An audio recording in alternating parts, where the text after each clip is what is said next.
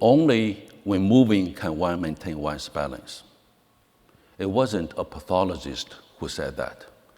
It was Albert Einstein in 1930 comparing life to riding a bicycle.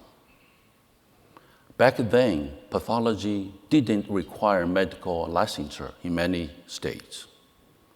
Many did not even consider it as a practice of medicine. The College of American Pathologists was about 15 years away. Still, the comparison that it takes efforts, that we need intention and purpose, that we must move to maintain balance and to make progress. Today, I would like to tell you why and what it can mean for the CEP. But I will begin by saying thank you. It is a profound honor to serve as the president of a CEP. And I am grateful for you, the CEP members, my mentors, my peers, my parents, my wife Jenny, my daughter Jasmine, hopefully one of the next generation's pathologists. No pressure.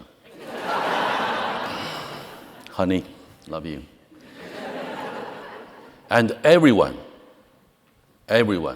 who has been part of this American dream.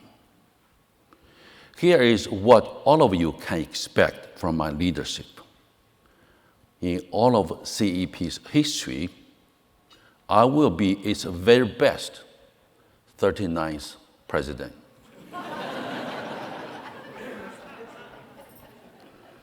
My journey started in China. My family didn't have much, but we did have the power of the love we shared. And I was fortunate because only 1% of high school students went to university. The opportunity to get a medical degree was precious. But I also wanted to challenge myself in other ways. So in the summer of my second year, I had an idea. I would like bike across China. It was a chance to see new things and some old things differently. To understand society, to face the unknown, to build resilience and become stronger physically and mentally, to keep moving, and in Einstein's words, maintain balance. But there were obstacles. I didn't have a bicycle.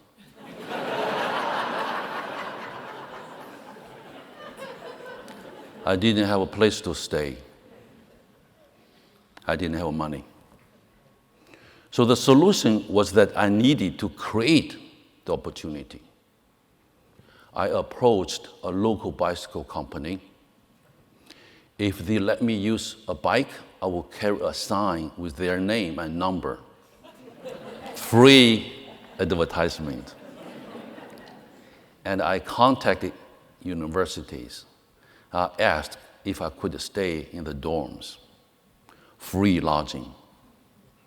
40 days, 3,000 miles, and I did the whole trip for about $20. I picked up a few things. My washboard abs. And the perspective that shaped my other journeys, including my journey here to the United States and my journey in medicine. Specifically, there are 3 lessons to create opportunity to keep moving. 1, I had to connect. I couldn't do the trip alone. 2, I had to inspire. I had to convince others it was possible. The risk was calculated.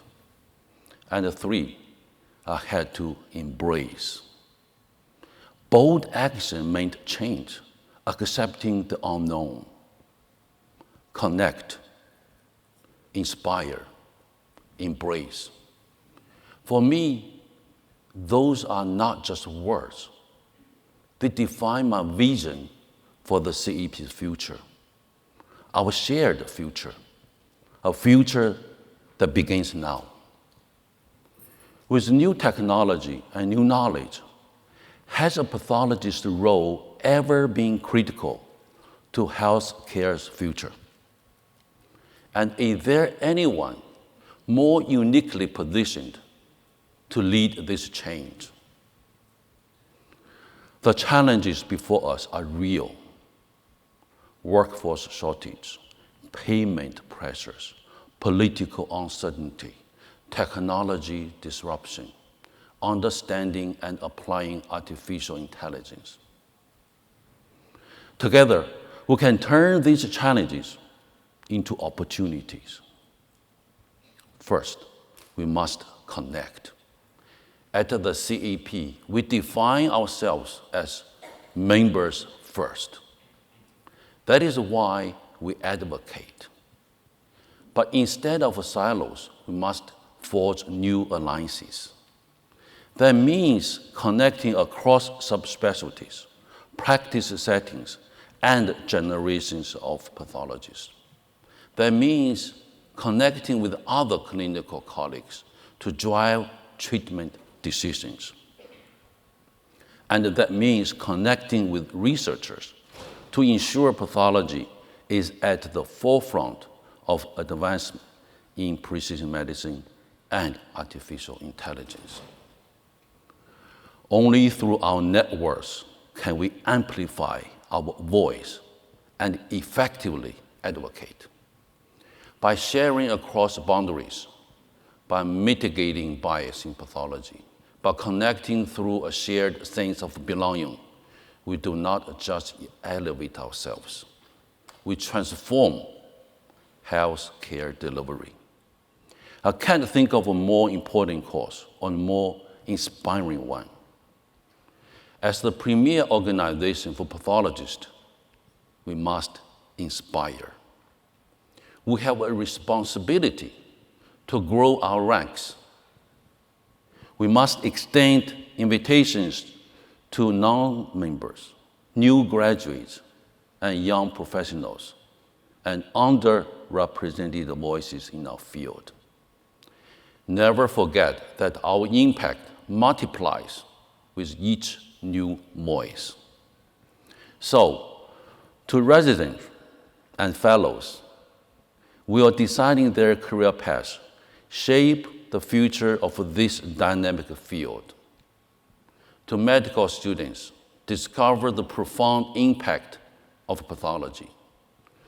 To our international colleagues, elevate pathology globally. To all pathologists, bring your energy and ideas. Our expertise crosses continents, shapes policies, and guides complex treatment plans. We create tangible differences in patient outcomes and scientific discovery. What a time to join us. And don't just join or renew, participate. Become involved with the CEP programs and advocacy. Mentor the next generation of pathologists. Teach, publish, share your knowledge across medicine. Let us grow our membership, extend our influence, and most of all, embrace what's next. Let's not fear the future. Let's welcome it. Digital pathology and AI are not options. They are the expectation. I know some feel threatened. I promise I'm not alone. But remember, AI does not replace pathologists. It is a tool that, when used right, makes us better pathologists. It can create more opportunities, not fewer. use AI to speed up pathology reports, or use it to improve lab inspections where we never sacrifice CEP's rigor and quality, but will make the process more efficient. But we cannot stay still, not at this moment. We must help our members lead in the application of new technology. We must embrace what is next and unlock our profession's full potential. I have asked a lot. In return, and as your president, I will be unwavering. I will listen to understand your challenges and aspirations. I will support ideas to increase our influence, visibility, and value. I will advocate for policies that recognize our contributions. And I will do this for you, but more importantly, together, with you, for us. The challenges before us are significant, but at this critical moment, and as I learned on that bike trip many years ago,